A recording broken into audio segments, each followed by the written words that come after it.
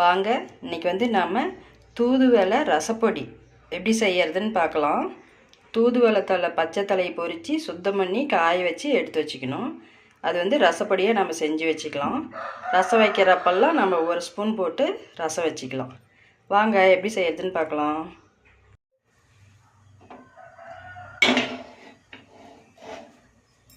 அடுப்பை பற்ற வச்சு ஒரு இரும்பு கடாயை வச்சுக்கலாம். அப்புறம் கொள்ளு வந்து ஒரு டம்ளர்,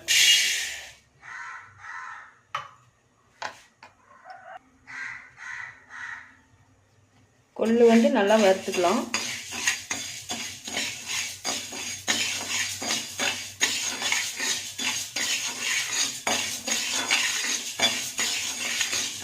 நல்லா செவக்க வறுத்துக்கலாம்.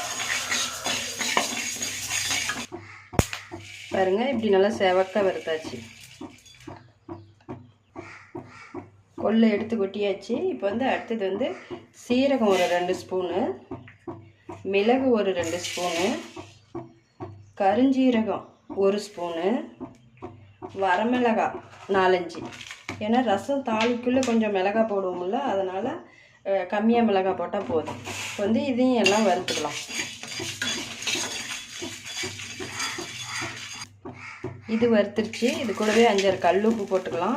ரசம் தாளிக்குள்ளேயும் கல்லுப்பு போடுவோம், அதனால் தேவையில்லை. இப்போ வந்து தூதுவளை தலை போட்டுக்கலாம்.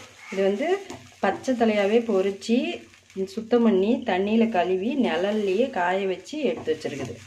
இதையும் போட்டு இது கூட ஒரு பெரட்டிக்கலாம்.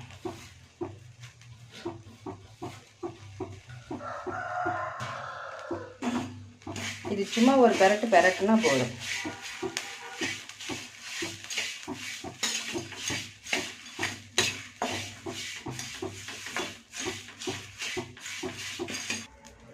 வறுத்தாச்சு, அவ்வளோதான். அடுப்பை ஆஃப் பண்ணியாச்சு. தலையும் நல்லா இதாச்சு. இப்போ வந்து இதை எடுத்து கொட்டிக்கலாம். பாருங்கள், வறுத்தது எல்லாம் இதில் கொட்டிக்குது. இது ஆறின பின்னாடி நாம் வந்து மிக்சியில் போட்டு அரைச்சிக்கலாம். பாருங்கள், அரைச்சாச்சு. இந்த மாதிரி கொஞ்சம் நல்லா குறைன்னு அரைச்சா கூட போதும். இது வந்து ரசம் வைக்கக்குள்ளே நாம் ஒவ்வொரு ஸ்பூன் போட்டு ரசம் வச்சுக்கிட்டோமா சளி பிடிக்கிறதெல்லாம் நல்லாயிருக்கும், சளி பிடிக்காது. நீங்களும் செஞ்சு சாப்பிட்டு பாருங்கள். வீடியோ பார்த்ததுக்கு நன்றி.